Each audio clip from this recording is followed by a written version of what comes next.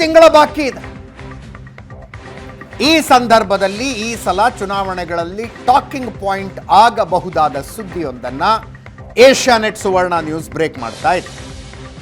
Asianet ಸುವರ್ಣ news election head quarters. ನಾವು break ಮಾಡುವ ರಾಜಕೀಯ ಸುದ್ದಿಗಳು ಸಂಚಲನವನ್ನು ಸೃಷ್ಟಿಸ್ತಿರ್ತವೆ. ಇವತ್ತು ಅಂಥದ್ದೇ ಒಂದು ಸುದ್ದಿಯನ್ನ ಬ್ರೇಕ್ ಮಾಡೋದಕ್ಕೆ ಹೊರಟಿದ್ದೀವಿ.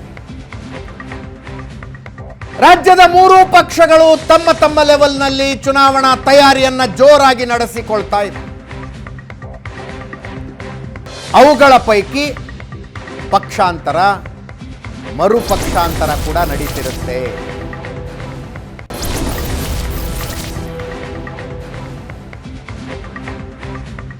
ಕಳೆದ ಚುನಾವಣೆ ಸಂದರ್ಭದಲ್ಲಿ ಬಿಜೆಪಿ ಸೇರಿದ್ದ ತುಮಕೂರಿನ ಮುದ್ದಹನುಮೇಗೌಡರು ವಾಪಸ್ ಕಾಂಗ್ರೆಸ್ಗೆ ಹೋಗ್ತಾರೆ ಅಂತ ಒಂದು ಸುದ್ದಿ ಇದೆ. ಇದು ಅದಕ್ಕೆ ಸಂಬಂಧಿಸಿದ್ದಲ್ಲ, ಅದಕ್ಕೆ ಸಂಬಂಧಿಸಿದ ಸುದ್ದಿ ಇದಲ್ಲ.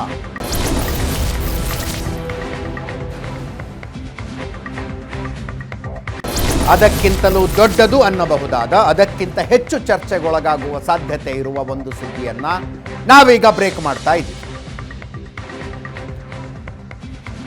ಸಂಚಲನಕಾರಿ ಬ್ರೇಕಿಂಗ್ ಒಂದನ್ನು ಕೊಡ್ತೀವಿ, ತಯಾರಾಗಿ.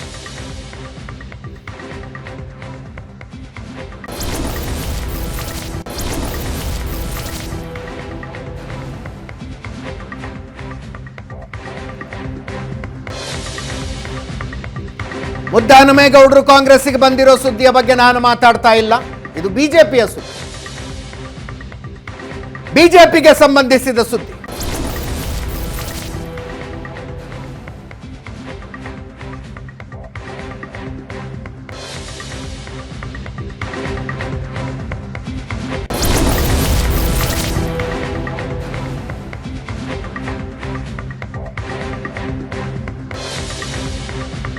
ಏಷ್ಯಾನೆಟ್ ಸುವರ್ಣ ನ್ಯೂಸ್ ಎಕ್ಸ್ಕ್ಲೂಸಿವ್ ಬ್ರೇಕಿಂಗ್ ಇದು.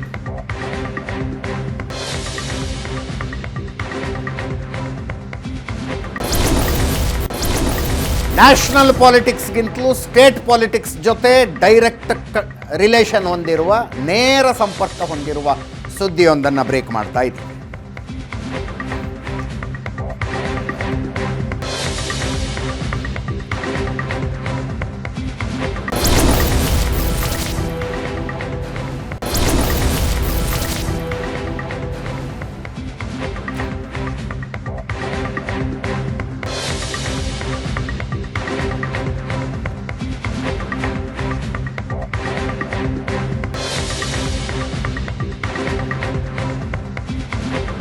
ವಿಧಾನಸಭಾ ಚುನಾವಣೆಯಲ್ಲಿ ಮಾಡಿದ ಮಿಸ್ಟೇಕ್ ತಿದ್ದಿಕೊಳ್ಳುವ ತಯಾರಿಯಲ್ಲಿ ಬಿಜೆಪಿ ಇದೆ. ಅತಿ ದೊಡ್ಡ ಸುದ್ದಿಯನ್ನ ಬ್ರೇಕ್ ಮಾಡ್ತಾ ಇದ್ದೀವಿ. ವಿಧಾನಸಭಾ ಚುನಾವಣೆಯ ಸಂದರ್ಭದಲ್ಲಿ ನಡೆದಂಥ ಒಂದು ಮಿಸ್ಟೇಕ್ ಅನ್ನ ಸರಿ ಮಾಡಿಕೊಳ್ಳುವ ತಯಾರಿಯಲ್ಲಿ ಬಿಜೆಪಿ ಇದೆ.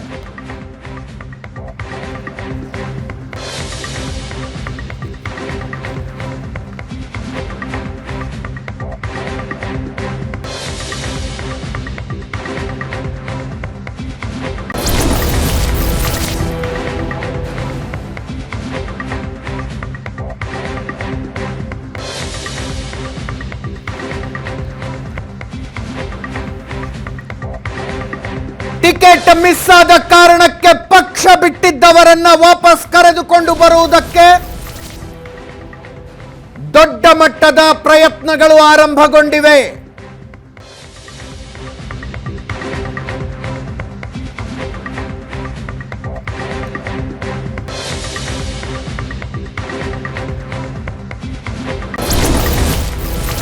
ಬೇರೆ ಬೇರೆಯವರ ವಿಷಯದಲ್ಲಿ ಇದು ಆಗ್ತಾ ಇದೆ. ಆದರೆ ಈ ಸುದ್ದಿ ನೇರವಾಗಿ ಸಂಬಂಧಿಸಿರುವುದು ಜಗದೀಶ್ ಶೆಟ್ಟರ್, ಮಾಜಿ ಮುಖ್ಯಮಂತ್ರಿ ಜಗದೀಶ್ ಶೆಟ್ಟರ್ಗೆ ಸಂಬಂಧಿಸಿದ ಸುದ್ದಿ ಇದು.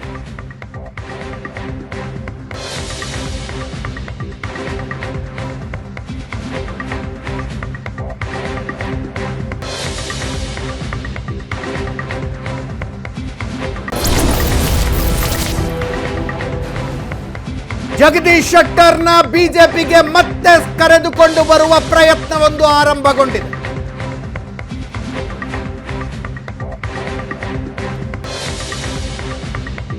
ಈ ಪ್ರಯತ್ನವನ್ನು ಆರಂಭಿಸೋದಕ್ಕೆ ಬಿಜೆಪಿ ಹೈಕಮಾಂಡ್ ಗ್ರೀನ್ ಸಿಗ್ನಲ್ ಕೊಟ್ಟಿದೆ.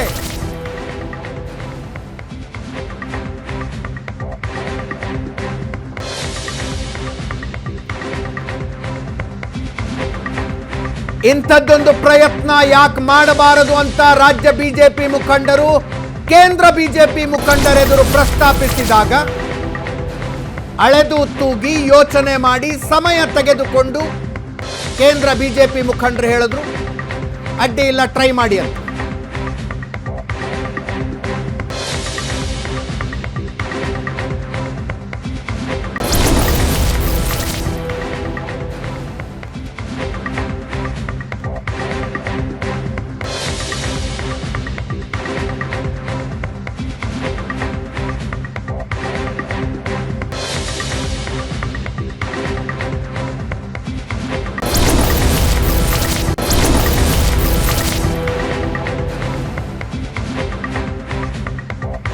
ಇಂಟ್ರೆಸ್ಟಿಂಗ್ಲಿ ಜಗದೀಶ್ ಶೆಟ್ಟರ್ ಅನ್ನ ವಾಪಸ್ ಬಿಜೆಪಿಗೆ ಕರೆದುಕೊಂಡು ಬರಲು ರಾಜ್ಯ ಬಿಜೆಪಿ ಅಧ್ಯಕ್ಷ ವಿಜಯೇಂದ್ರ ಮತ್ತು ಕೇಂದ್ರ ಸಚಿವ ಪ್ರಹ್ಲಾದ್ ಜೋಶಿ ಉತ್ಸುಕರಾಗಿದ್ದಾರೆ. ಇಬ್ಬರಿಗೂ ಆಸಕ್ತಿ ಇದೆ.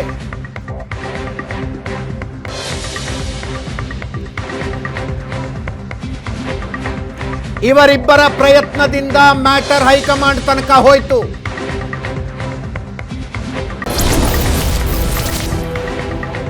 ಹೈಕಮಾಂಡ್ ಗ್ರೀನ್ ಸಿಗ್ನಲ್ ಕೊಟ್ಟಿದೆ.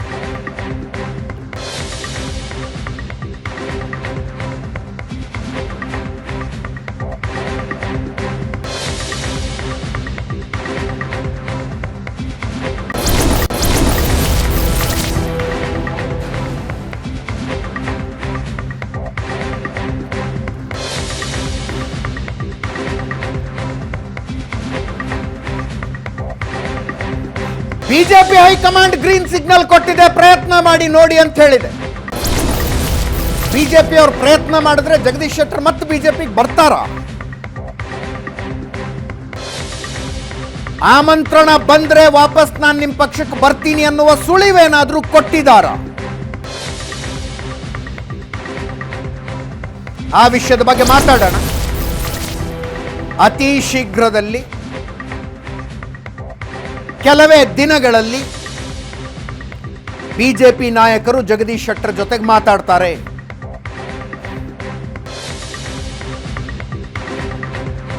ರಾಜ್ಯ ಬಿಜೆಪಿ ನಾಯಕರ ಮಾತನಾಡಿದ ನಂತರ ಕೇಂದ್ರ ಬಿಜೆಪಿ ನಾಯಕರು ಮಾತನಾಡುವ ಸಾಧ್ಯತೆ ಇದೆ.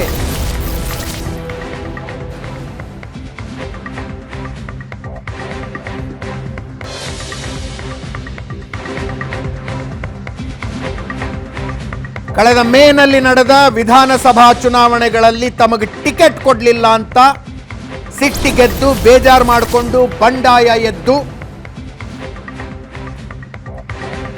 ಬಿಜೆಪಿ ತೊರೆದು ಕಾಂಗ್ರೆಸ್ ಸೇರಿದ್ರು ಜಗದೀಶ್ ಶೆಟ್ಟರ್.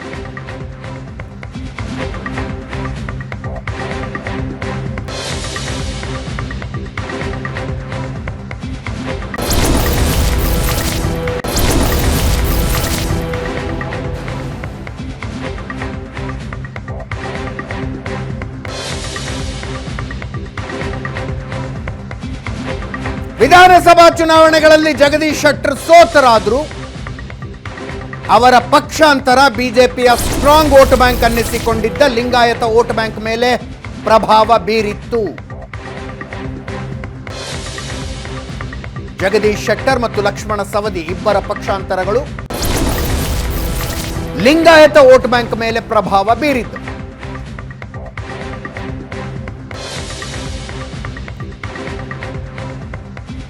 ಬಿಜೆಪಿ 66ಕ್ಕೆ ಕುಸಿತು. ಈಗ ಇಬ್ಬರನ್ನೂ ಕರ್ಕೊಂಡು ಬರುವ ಚರ್ಚೆ ಬಿಜೆಪಿಯಲ್ಲಿ ನಡೀತಾ ಇದೆ. ಜಗದೀಶ್ ಶೆಟ್ಟರ್ನು ಕರ್ಕೊಂಡು ಬರಬೇಕು, ಲಕ್ಷ್ಮಣ ಸವದಿ ಅವ್ರನ್ನು ಕರ್ಕೊಂಡು ಬರಬೇಕು.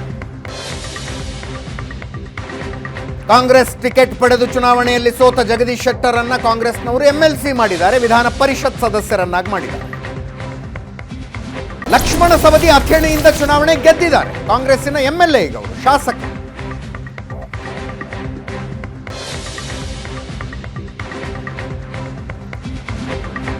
ಅಧಿಕೃತವಾಗಿ ದೊಡ್ಡವರಿಂದ ಆಹ್ವಾನ ಬರಲಿ ಆಮೇಲೆ ಯೋಚನೆ ಮಾಡ್ತೀನಿ ಅಂತ ಜಗದೀಶ್ ಶೆಟ್ಟರ್ ಸುಳಿವು ಕೊಟ್ಟಿದ್ದಾರಂತೆ. ಈ ಉತ್ಸಾಹವನ್ನ ಲಕ್ಷ್ಮಣ ಸವದಿ ತೋರಿಸ್ತಿಲ್ಲ ಅನ್ನೋದು ಮಾಹಿತಿ.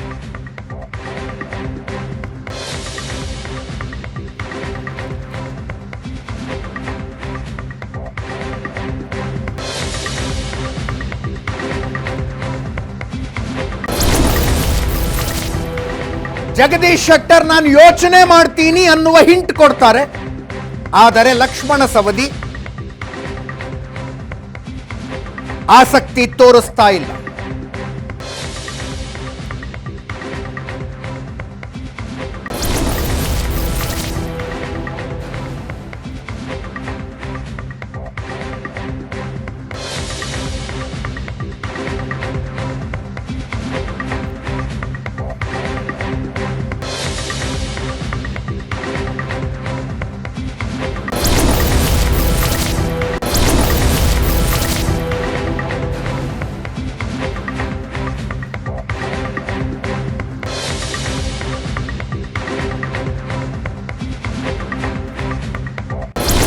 ಜಗದೀಶ್ ಶೆಟ್ಟರ್ ಮರಳಿ ಮಾತೃ ಪಕ್ಷಕ್ಕೆ ಬರುವುದೇ ಆದರೆ ಎಂಎಲ್ಸಿ ಸ್ಥಾನಕ್ಕೆ ರಾಜೀನಾಮೆ ಕೊಟ್ಟು ಬರಬೇಕು. ಬಿಜೆಪಿಗೆ ಬಂದ್ರೆ ಏನ್ ಸಿಗುತ್ತೆ? ಲೋಕಸಭಾ ಟಿಕೆಟ್ ಕೊಡುವ ಬಗ್ಗೆ ಚರ್ಚೆ ನಡೀತಾ ಇದೆ ಅನ್ನೋದು ಮಾಹಿತಿ.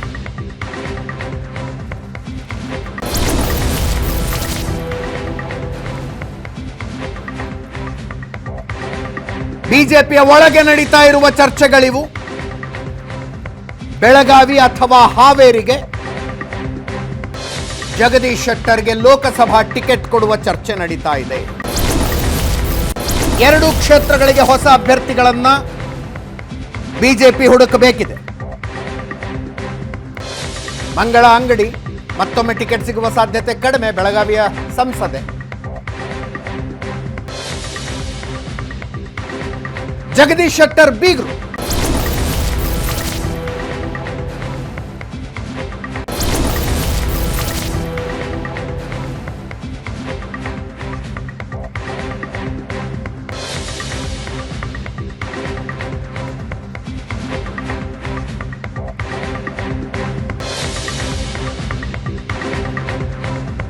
ಸುರೇಶ್ ಅಂಗಡಿ ಅವರ ಮರಣಾನಂತರ ನಡೆದ ಉಪಚುನಾವಣೆಯಲ್ಲಿ ಜಗದೀಶ್ ಶೆಟ್ಟರ್ ವೈಯಕ್ತಿಕ ಆಸಕ್ತಿ ತಗೊಂಡು ತಮ್ಮ ಬೀಗತಿಗೆ ಮಂಗಳ ಅಂಗಡಿ ಅವರಿಗೆ ಟಿಕೆಟ್ ಕೊಡಿಸಿದ್ರು. ಶ್ರಮ ವಹಿಸಿ ಗೆಲ್ಲಿಸಿಕೊಂಡು ಬಂದಿತ್ತು. ಬಟ್ ಶ್ರಮಕ್ಕೆ ತಕ್ಕನಾದ ಪ್ರತಿಫಲ ಅಲ್ಲ. ಕೂದಲೆಳೆ ಅಂತರದಲ್ಲಿ ಗೆದ್ದಿದ್ರು ಮಂಗಳ ಅಂಗಡಿ.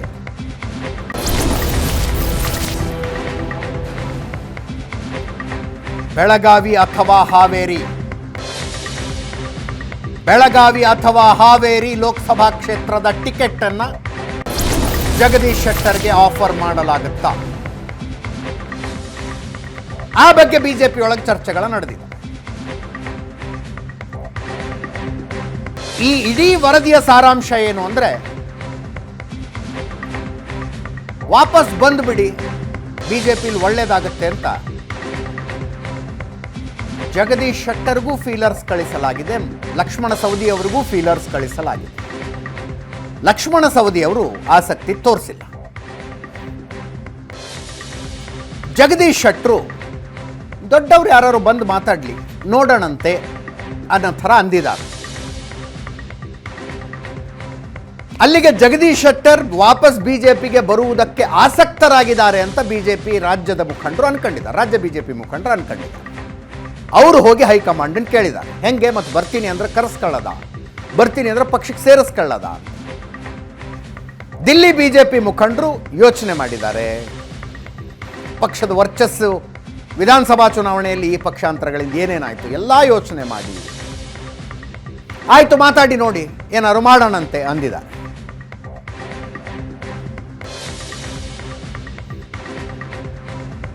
ಬಹಳ ಇಂಟ್ರೆಸ್ಟಿಂಗ್ ಡೆವಲಪ್ಮೆಂಟ್ ಇದು. ಏಷ್ಯಾನೆಟ್ ಸುವರ್ಣ ನ್ಯೂಸ್ನ ಮಹಾ ಎಕ್ಸ್ಕ್ಲೂಸಿವ್ ಸುದ್ದಿ.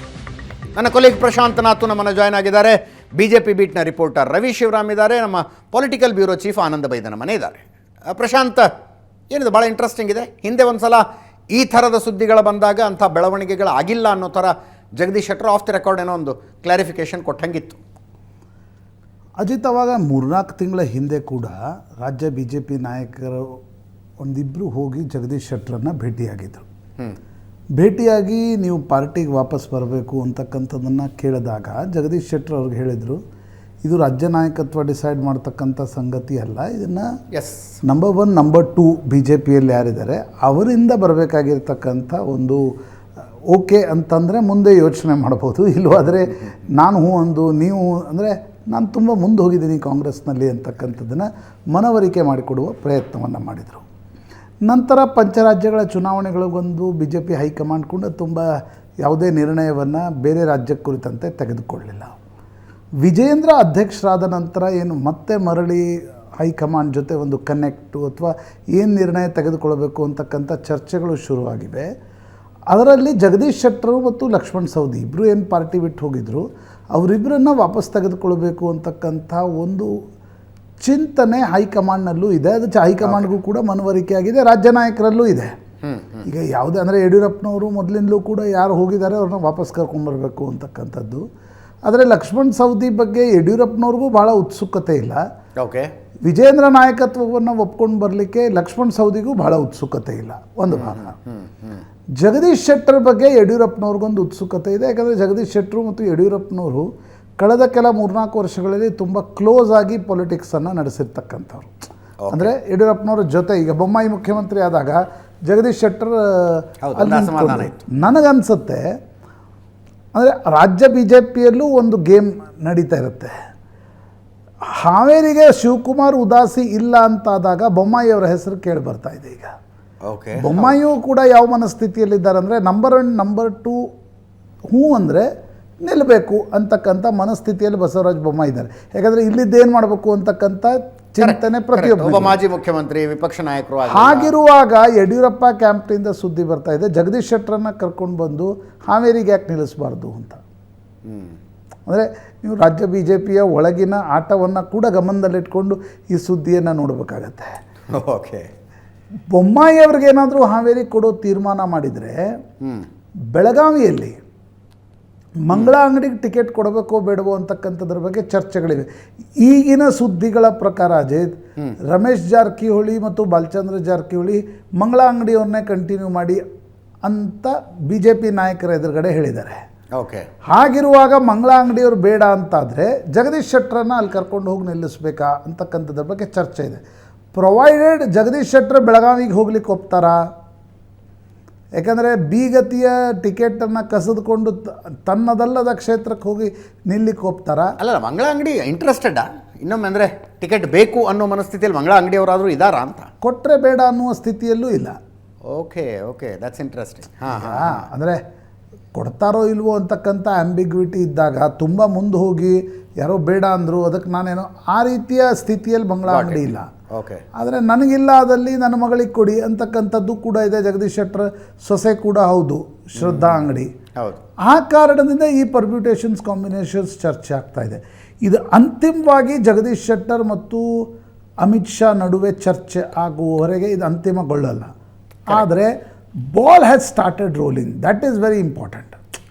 ಬಟ್ ಲಾಸ್ಟಿಗೆ ಕ್ವಶನ್ ಎಲ್ಲಿಗೆ ಬಂದು ನಿಲ್ಲುತ್ತೆ ಅಂದರೆ ಟಿಕೆಟ್ ಕೊಟ್ಟಿದ್ರೆ MLA ಆಗಿರ್ತಿದ್ರು, ಇದು ಬರುತ್ತೆ. ಈ ಹೊರಗಡೆ ಹೋಗಿ ಕರ್ಕೊಬಂದು MP ಮಾಡ್ಬೇಕಂತ ಅಲ್ಲ, ಈ ಚರ್ಚೆ ನಿಶ್ಚಿತವಾಗಿ ಬರುತ್ತೆ. ಹೌದು, ಈ ಚರ್ಚೆಗೆ ಹೇಗೆ ಉತ್ತರವನ್ನು ರಾಜ್ಯ BJP ನಾಯಕರು ಕೊಡ್ತಾರೆ ಅಂತಕ್ಕಂಥದ್ದು ಕೂಡ ಮುಖ್ಯ. ಆದರೆ 1-2-3 ಸಂಗತಿಗಳು ಇದರಲ್ಲಿವೆ. ಕರ್ನಾಟಕದ ಉತ್ತರ ಪ್ರಾಂತದ RSS ನಾಯಕರಿಗೆ ಜಗದೀಶ್ ಶೆಟ್ಟರ್ ಪಾರ್ಟಿಯಿಂದ ಹೊರ ಹೋಗಿದ್ದು ಇಷ್ಟ ಆಗಿರಲಿಲ್ಲ. ಓಕೆ ಓಕೆ, ಅಂದರೆ ಅವರಿಗೆ ಟಿಕೆಟ್ ನಿರಾಕರಿಸಿದ ರೀತಿಯ ಬಗ್ಗೆ ಕರ್ನಾಟಕದ ಉತ್ತರ ಪ್ರಾಂತದ RSS ನಾಯಕರಿಗೆ ಇಷ್ಟ ಇರಲಿಲ್ಲ. ಆ ಕಾರಣದಿಂದ ಅವರು ಜಗದೀಶ್ ಶೆಟ್ಟರ್ ಜೊತೆ ಒಂದು ಸಂಪರ್ಕವನ್ನು ಸಾಧಿಸ್ಕೊಂಡಿದ್ದರು. ಜಗದೀಶ್ ಶೆಟ್ಟರಿಗೆ ಮೊನ್ನೆ ಆಮಂತ್ರಣವನ್ನು ಕೂಡ ನೀಡಲಾಗಿತ್ತು, ಅಯೋಧ್ಯೆ ಮಂತ್ರಾಕ್ಷತೆ ಹೋಗಿ ಕೊಟ್ಟರು. ಜಗದೀಶ್ ಶೆಟ್ಟರ್ ಜೊತೆ RSSಗೂ ಹಳೆಯ ಸಂಬಂಧಗಳಿವೆ. ಆ ಕಾರಣದಿಂದ ಜಗದೀಶ್ ಶೆಟ್ಟರನ್ನು ಕಾಂಗ್ರೆಸ್ನಲ್ಲಿ ಅವರು ಇರ್ತಾರೆ ಅನ್ನೋದಕ್ಕಿಂತ ಅವರನ್ನು ಮರಳಿ BJP ಕರ್ಕೊಂಡು ಬರಬೇಕು ಅನ್ನೋದು ಕರ್ನಾಟಕದ ಉತ್ತರ ಪ್ರಾಂತದ RSSನಲ್ಲಿದೆ. ಪ್ರಹ್ಲಾದ್ ಜೋಶಿ ಅವ್ರಿಗೂ ಇದೆ. ಯಾಕೆಂದರೆ ಧಾರವಾಡ ಲೋಕಸಭಾ ಕ್ಷೇತ್ರದಲ್ಲಿ ಜಗದೀಶ್ ಶೆಟ್ಟರ್ ಕಾಂಗ್ರೆಸ್ನಲ್ಲಿದ್ದರೆ BJPಗೂ ಒಂದು ರೀತಿಯಾಗಿರ್ತಕ್ಕಂಥ ಪದೇ ಪದೇ ಚಾಲೆಂಜ್ಗಳನ್ನು ಒಡ್ತಾ ಇರ್ತಾರೆ.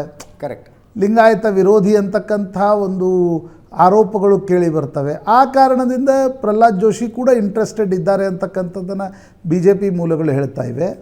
ವಿಜೇಂದ್ರ ಮತ್ತು ಯಡಿಯೂರಪ್ಪನವರಿಗೆ ಸೌದಿ ಕರ್ಕೊಂಬರಕ್ಕೆ ತುಂಬ ಆಸಕ್ತಿ ಇದ್ದಂಗಿಲ್ಲ. ಅಲ್ಲಿ ರಮೇಶ್ ಜಾರಕಿಹೊಳಿ ವಿರೋಧ ಕೂಡ ಇರುತ್ತೆ. Yes yes. ಆದರೆ ಜಗದೀಶ್ ಶೆಟ್ಟರನ್ನು ಕರ್ಕೊಂಡು ಬರೋದರ ಬಗ್ಗೆ ಒಂದು ಆಸಕ್ತಿ ಯಡಿಯೂರಪ್ಪ ಮತ್ತು ವಿಜೇಂದ್ರ ಅವ್ರಿಗೂ ಕೂಡ ಇದೆ. ಬಟ್ ಅಕಾಮಿಡೇಷನ್ ಹೇಗೆ ಅಜಿತ್, ಅದು ಎಲ್ಲಿಯವರೆಗೆ ಜಗದೀಶ್ ಶೆಟ್ಟರ್ ಜೊತೆ ಕುಳಿತು ಮಾತುಕತೆ ನಡೆಸಲ್ವೋ ಅದು ಅಲ್ಲಿವರೆಗೆ ಅಕಾಮಿಡೇಟ್ ಹೇಗೆ ಮಾಡ್ತಾರೆ. ಒಂದು ವಿಷಯ ಅಂತೂ ಸ್ಪಷ್ಟ, ಆರಂಭಿಕ ಮಾತುಕತೆಗಳಾಗಿದ್ದಾವೆ. ಆ ಮಾತುಕತೆಗಳು 3-4 ತಿಂಗಳ ಹಿಂದೆನೇ ಒಂದು ತೆರೆಯ ಹಿಂದೆ ಶುರು ಆಗಿದ್ದು, ತೆರೆಯ ಹಿಂದೆ ನಡೀತು. ಆದರೆ ನಂಬರ್ 1 ಯಾವತ್ತಿಗೂ ಫೋನ್ ಮಾಡಿ ಇಲ್ಲ ನೀವು ತೆಗೆದುಕೊಳ್ಳಿ ಅಂತ ಹೇಳಲ್ಲ. ಪಾಯಿಂಟ್ ಆಫ್ ಕಾಂಟ್ಯಾಕ್ಟ್ ಇಸ್ ಅಲ್ಲ. ಇನ್ ಕೇಸ್ ಯಾರಿಗಾರು ನಮ್ಮ ವೀಕ್ಷಕರಿಗೆ ನಂಬರ್ 1 ನಂಬರ್ 2 ಯಾರು ಅಂತ ಕನ್ಫ್ಯೂಷನ್ ಇದ್ರೆ, ನಂಬರ್ 1 ಅಂದರೆ ನರೇಂದ್ರ ಮೋದಿ ಅವರಿಗೆ ಹೇಳ್ತೀವಿ, ನಂಬರ್ 2 ಅಂತ ಅಮಿತ್ ಶಾ ಅವ್ರಿಗೆ ಹೇಳ್ತೀವಿ. ಇನ್ ಕೇಸ್ ಯಾರಿಗಾರು ಕನ್ಫ್ಯೂಷನ್ ಇದ್ರೆ. So point of contact always will be B J P ರಾಷ್ಟ್ರೀಯ ಅಧ್ಯಕ್ಷ ಜೆ ಪಿ ನಡ್ಡಾ ಮತ್ತು ಅಮಿತ್ ಶಾ ಅವರು. ಎಸ್. ಅಂದರೆ ಈ ತರಹದ ನಾಯಕರನ್ನು ಕರ್ಕೊಂಬರಬೇಕು ಬರಬಾರ್ದು ಅಂತಕ್ಕಂಥದ್ರ ಬಗ್ಗೆ ಈಗ ಸಿಗ್ತಾ ಇರ್ತಕ್ಕಂಥ ಮಾಹಿತಿಗಳ ಪ್ರಕಾರ ಹೈಕಮಾಂಡ್ ಕೂಡ ಬರೋದಾದರೆ ಬರಲಿ ತಪ್ಪೇನು ಅಂತಕ್ಕಂಥ ಮನಸ್ಥಿತಿಯಲ್ಲಿದೆ. ಈಗ ವಿಧಾನ ಪರಿಷತ್ತಿಗೆ ಅವ್ರು ರಾಜೀನಾಮೆ ಕೊಟ್ಟು ಬರಬೇಕಾಗತ್ತೆ, ಬಂದರೆ ಅಂತ ಹೇಳ್ತೀನಿ. Yes yes. ಯಾವತ್ತಿಗೂ ನೋಡಿ, ರಾಜಕೀಯ ಮಾತುಕತೆಗಳು ಅಂತಿಮ ಸ್ವರೂಪವನ್ನು ತಲುಪುವವರೆಗೆ ಏನೂ ಕೂಡ ಆಗ್ಬೋದು. ಅನೇಕ ಉದಾಹರಣೆಗಳಿವೆ. ಆ ಒಂದು ಕ್ಲಾರಿಟಿ ಮತ್ತು ಆ ಒಂದು ರಿಸ್ಕ್ ಇಟ್ಕೊಂಡೇ ನಾವು ಕೂಡ ವರದಿ ಮಾಡಬೇಕಾಗತ್ತೆ. ಕರೆಕ್ಟ್. ಜಗದೀಶ್ ಶೆಟ್ಟರ್ ಅಂತಿಮವಾಗಿ ಬರಲಿಕ್ಕೆ ಒಪ್ಕೊಂಡ್ರೆ ಅವರು ವಿಧಾನ ಪರಿಷತ್ ಸದಸ್ಯತ್ವಕ್ಕೆ ರಾಜೀನಾಮೆ ಕೊಟ್ಟು ಬರಬೇಕಾಗತ್ತೆ. How to compensate it 2 ways. Yes. Rajya Sabha ಒಂದೇ ಸೀಟ್ ಬರುತ್ತೆ, ಅಂದರೆ 1ರಿಂದ 1.5 ಸೀಟ್ ಬರುತ್ತೆ. ಅಲ್ಲಿ ನಿಮಗೆ ದಿಲ್ಲಿಯ ಅನೇಕ ನಾಯಕರ ಇಲ್ಲಿ ಮಂತ್ರಿ ಮಾಡಬೇಕು ಅಂತಕ್ಕಂಥ ಒತ್ತಡದ ಕಾರಣದಿಂದ ಅದು ಕರ್ನಾಟಕದ ನಾಯಕರದನ್ನು ಹೇಳಲಿಕ್ಕೆ ಸಾಧ್ಯ ಇಲ್ಲ. ಕರೆಕ್ಟ್. ಐದರ್ ಲೋಕಸಭಾ ಟಿಕೆಟ್ ಕೊಡಬೇಕು ಅಥವಾ ಬರುವ ವಿಧಾನ ಪರಿಷತ್ ಸದಸ್ಯತ್ವ ಏನು ಬರ್ತವೆ, 2-3 ಬರ್ತವೆ, ಅದರಲ್ಲಿ ಒಂದನ್ನು ಅಕಾಮಿಡೇಟ್ ಮಾಡಿಕೊಡ್ಬೇಕು. ಬಟ್ ನನಗನ್ಸುತ್ತೆ ಜಗದೀಶ್ ಶೆಟ್ಟರ್ ಆಲ್ಸೋ ವಾಂಟ್ಸ್, ಇದೇ ಪಾರ್ಟಿ ಬಿಟ್ಟು ಇಲ್ಲೇ ಇದ್ದು ಮತ್ತು ವಿಧಾನ ಪರಿಷತ್ತಿಗೆ ಬಂದು ಏನು ಮಾಡ್ತಾರೆ, ಈ wants to go to Delhi ಅಂತಾದರೆ ಪ್ರಾಯಶಃ ಅಕಾಮಿಡೇಟ್ ಮಾಡುವ ಪ್ರಯತ್ನವನ್ನು ಮಾಡ್ಬೋದು. ಬಟ್ ಅದರಲ್ಲಿ ಆ ಆಟ ಇದೆ.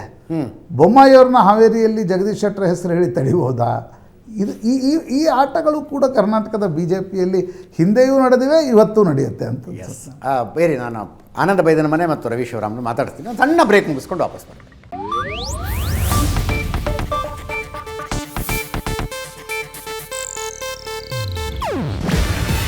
ಇದು ಏಷ್ಯಾನೆಟ್ ನ್ಯೂಸ್ ನೆಟ್ವರ್ಕ್ ಪ್ರಸ್ತುತಿ.